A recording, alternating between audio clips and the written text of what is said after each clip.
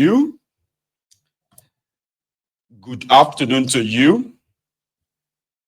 And good evening to you from wherever you are watching from. This is Mayegun Live.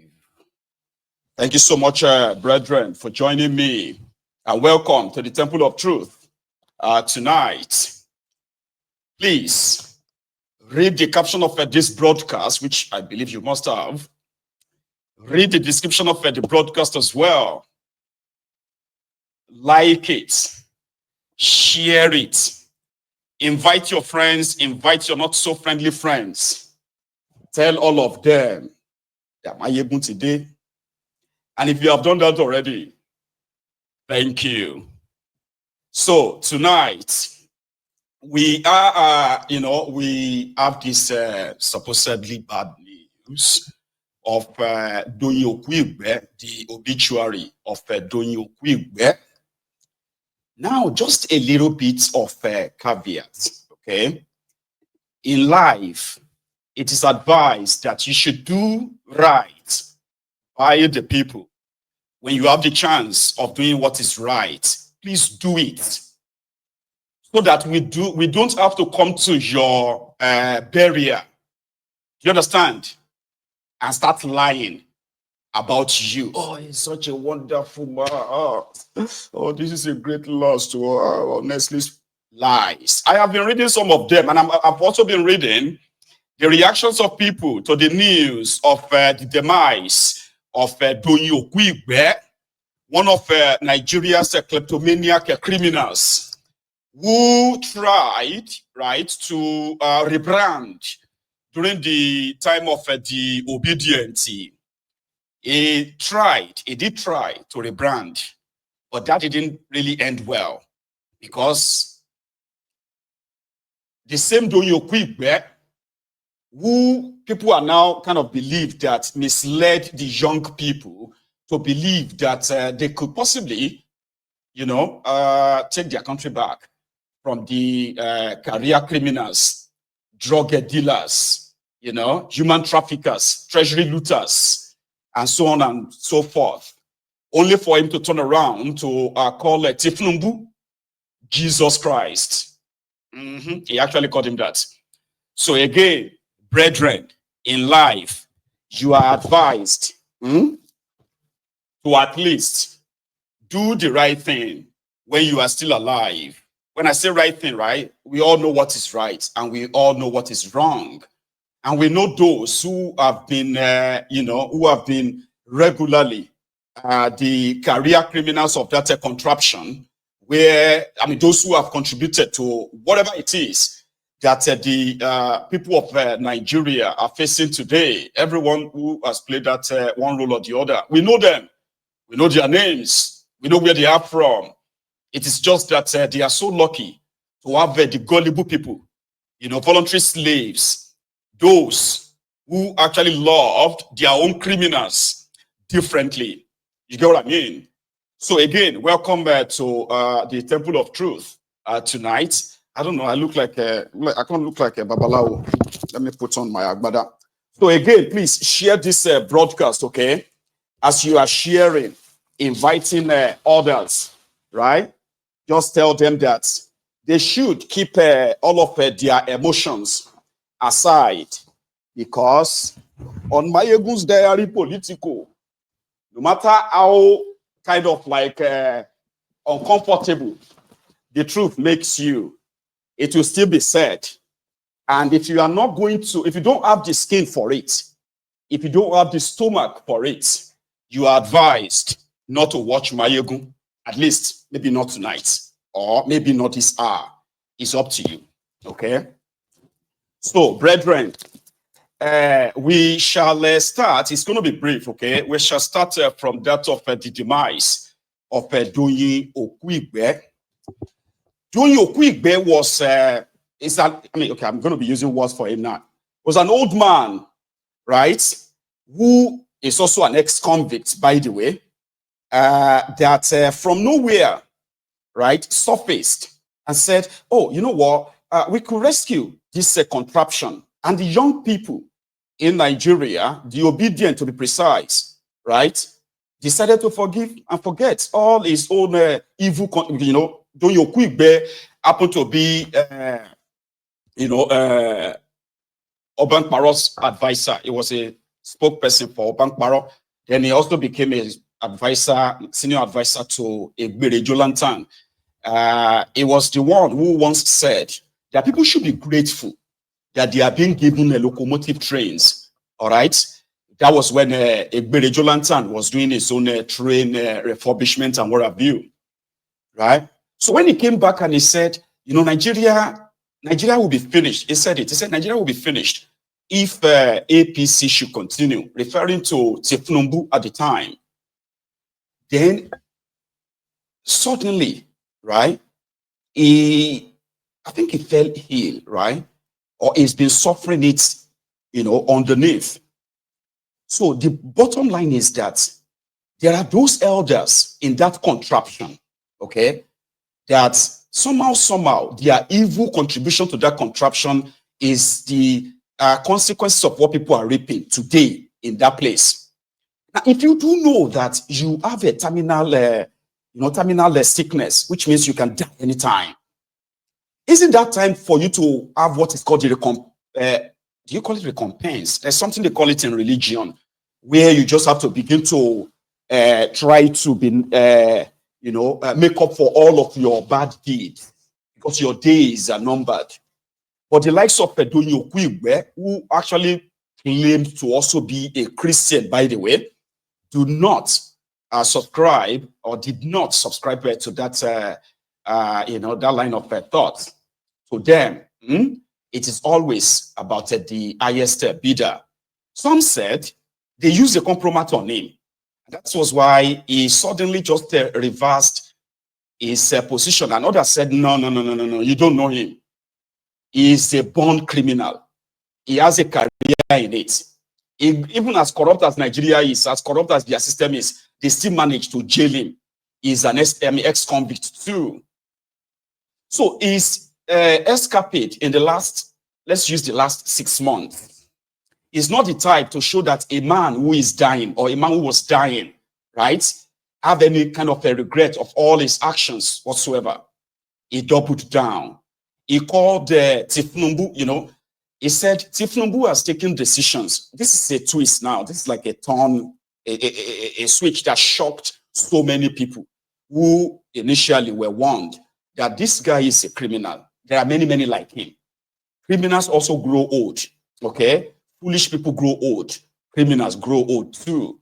And like I said from the beginning, do right by the people. Do what is right, so that we don't have to come to your funeral, okay, and begin to lie.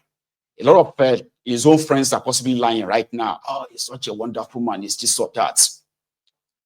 So the last 2 years of Tifnumbu has brought untoward, unimaginable hardship upon the people of that contraption, like Nigeria. But somehow, the level of propaganda that they have been pushing, right, the one that will continue to confuse you, not to convince you, confuse you, if maybe you are the problem, or maybe you are so blind that you can't see how Nigeria has improved, that you are only seeing how Nigeria has sunk. This propaganda that they are pushing, it actually works on some people. Some said it is gaslighting, okay, where you are not expected, okay, to point out the evil of this Tifnumbu's regime. You are not expected, okay, to be outspoken, speak out so loudly about this, Tifnumbu's kleptomaniac, directionless regime. In fact, you should be grateful, like they told you then, that you should be grateful that OBITUARY was your president. Now, I do not have any tiny bit of whatsoever sympathy for Doyin Okuigbe. He is dead now. But my own concern is this. He knew that he was dying. He knew. Which means he had no real soul, okay, to to start with, put it that way. Then secondly, what he was doing when he was with Obasanjo and then Jolantan, that actually got him convicted of, looting, of fraud, stealing, all right? And then the effort to try to want to rebrand via you, the obedient, which also backfired. So somebody who knew that he was dying, I mean, it will be at a time where you probably will live the rest of your life being honest, transparent, and sincere at that age. Doyin Okuigbe was neither of that, none of that. In fact, some said that maybe because he had this terminal sickness, cancer, that he was dying, that maybe Tifnumbu and co promised him, probably he was broke. I'm kind of like just speaking in third party now. Sure, you get what people are like, comment of people like, what could have prompted a dying man, right, to decide to become a mouthpiece, free of charge, maybe, like the mouthpiece to further help gaslight the citizens who are speaking up, standing up against the brutality, the impunity, the corruption of the APC. Like, why would you, in this God's earth, why would you join the bandwagon of those to help Tifnumbu lie to the people, gaslight them? It is a question that even Doyin Okuigbe, who is dead now, can't answer. But there are many Doyin Okuigbes in their 50s, in their 60s, suffering, smiling, but at the same time, looking forward to getting called to the table for whatever the crumbs it is that they have to share. Doyin Okuigbe died just a few days to his 74th birthday. He's not a young man. So I have a lot of questions, and I know I will never get answers to them. But what was he thinking when he went on channels and said this? No administration in Nigeria has ever beaten the bullet that Bola Tinubu beat. Nobody. Because for the past 20 years, everybody has been dodging the ball, dodging the bullet. The issue of fuel subsidy during campaign, everybody agreed that it must go. It was wasteful spending, and they say that Bola Tinubu, without thinking, on the day of inauguration, he announced it. If he did not announce it, he would never have been able to do it. Because if he says, we are going to remove fuel subsidy, but we're going to do it, if he didn't on that day, he would never have been able to do it, and he would have been forced by labor, by media, by opposition, by students, and all sorts of people, with the fear of the hardship and the pain we're going to go through and all that, he would never have been able to do it. And yet somebody, it's like, I always, I'm an evangelist now, I must say, this in heaven, when God was saying, who is going to go for us? That is somebody has to come and be crucified for the world. And Jesus Christ said, send me. That's what Bola Tinubu has done.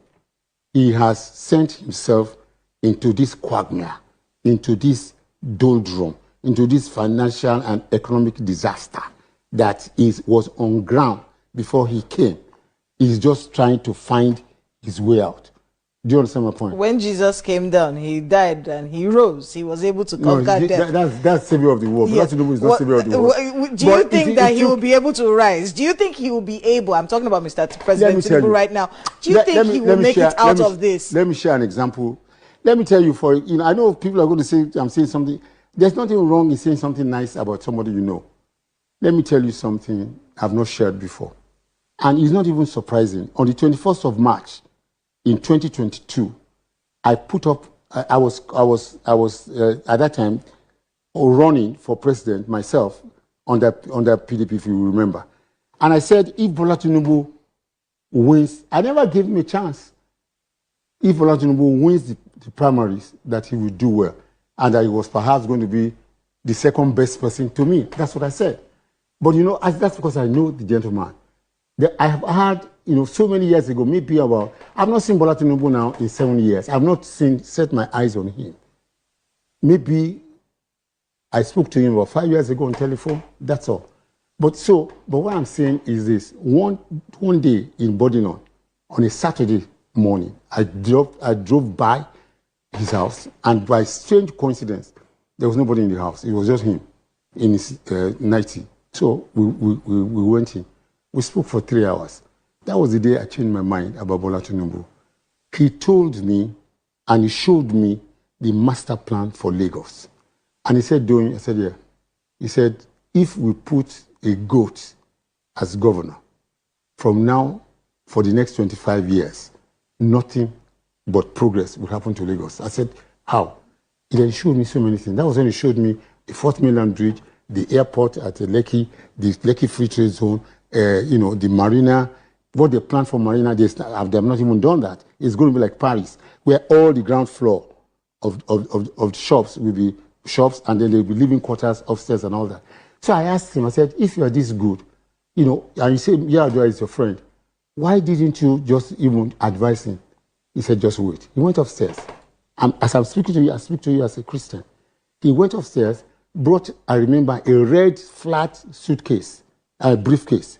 He opened it and brought a 25-page document addressed to Yaradua on what he thinks the president should do. And I went through it.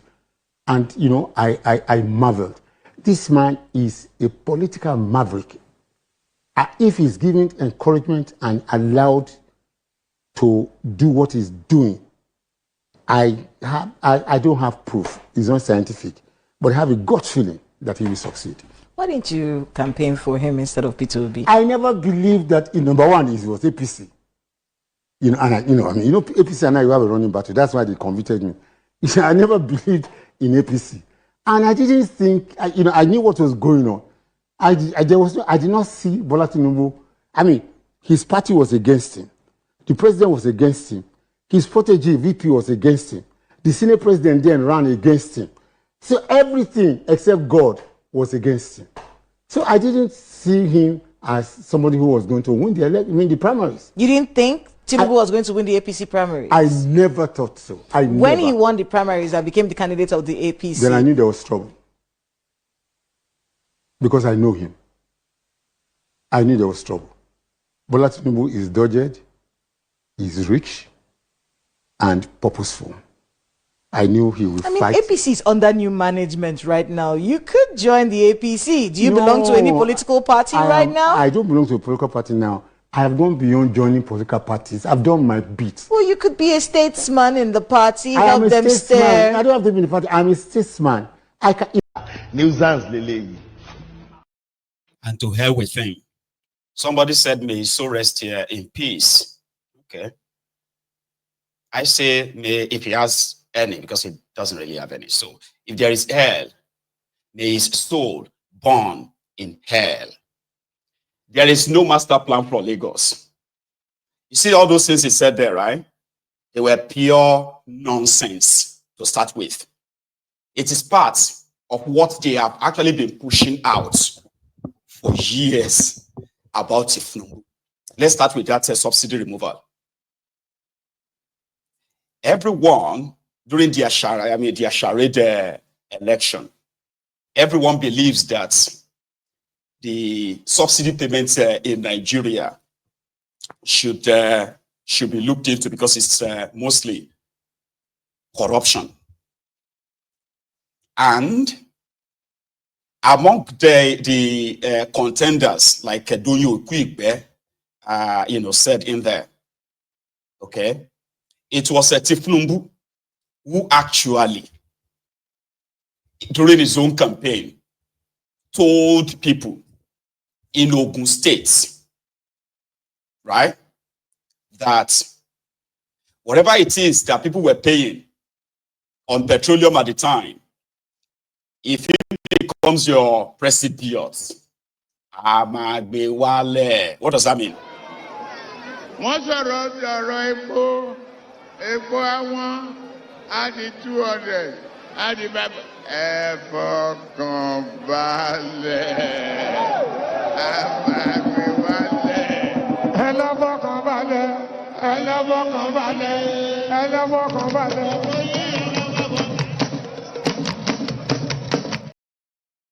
That is contrary to what Doyin Okuigbe said. I remember, this is also fact, okay? I remember that Obi when he was asked about this your subsidy or no subsidy, what did he say? He said subsidy would have to go, but it will have to go in stages, which means you start removing it in parts so that